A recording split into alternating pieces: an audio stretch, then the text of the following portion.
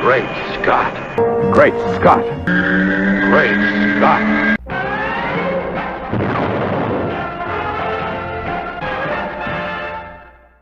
Hello everyone, and welcome to another episode of Great Scott. I'm Scotty V.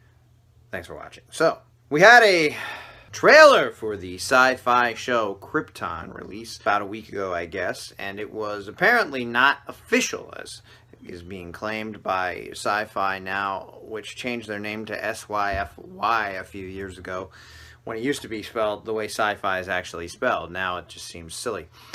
But anyway, I guess sci-fi is still pronounced that way if it's SYFY, so whatever. They were trying to be in with the kids, the kiddos, the YOLO generation. But now, I guess still the Krypton pilot hasn't actually been picked up. So Sci-Fi has said that the trailer was not official and has yanked it down from every source.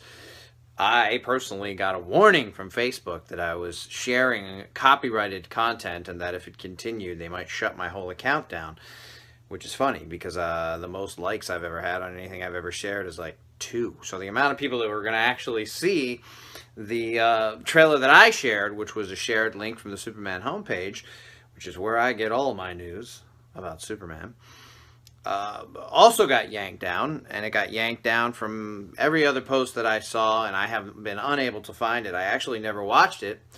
I was at work when the trailer came out, and I didn't want to watch it on a little phone, so I was going to watch it when I got home. By the time I got home, it had already been taken down. So my understanding is that we see a few scenes of some disarray, and we get a voiceover by Seg L, who I guess is Kal-El's grandfather, talking about my future grandson. I fought to save my world just like I know you'll fight to save yours. First of all, how does the grandfather know that there's going to be a different world that Kal-El is going to be on that he has to save? Unless he's still alive when the planet explodes and he records it after they know they're sending baby Kal-El to the stars, although we've never seen him before in Kal-El continuity. He's something that's been talked about, I guess, in the past. He's been around every once in a while. So in this storyline, it seems like he knows that he's born, but why would he say my future grandson? How does he know that he's going to have a future grandson if he's dead, or if the grandson hasn't been born yet? And how does he know that future grandson's going to be on another world that might need saving that he knows Kal-El is going to fight for? Anyway, I didn't get to see the trailer, which is unfortunate.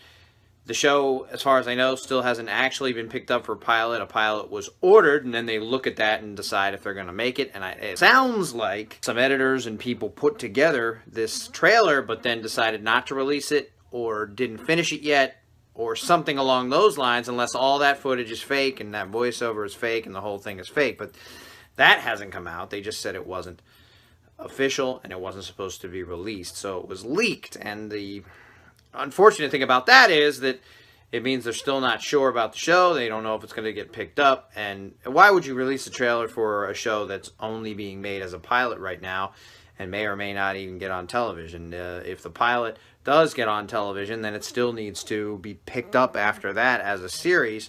So to kind of have a trailer for a pilot that's technically a trailer for a series that the network has to then decide if they want to make into a show seems odd. But I was excited to see it, and it gave a lot of people hope, I guess, that meant the show was definitely going to air. We still don't know that that's the case yet. A lot of people still talking about having no trust in Goyer after how he ruined Man of Steel and how bad a writer he is. A lot of people talking about having no trust in Sci-Fi because it's campy, which I myself have said. A lot of people saying that they don't have any interest in the story because it's not about Jor-El, but rather about the grandfather, and it would be much more interesting if it was about Jor-El. Some of those things I agree with, but I have heard that the creators have said they didn't really want to end the series inevitably with Jor-El and everybody dying because the planet explodes. They're trying to tell an earlier story where the family of El has been ostracized for something because they're trying to break the mold and free slaves and make it a more free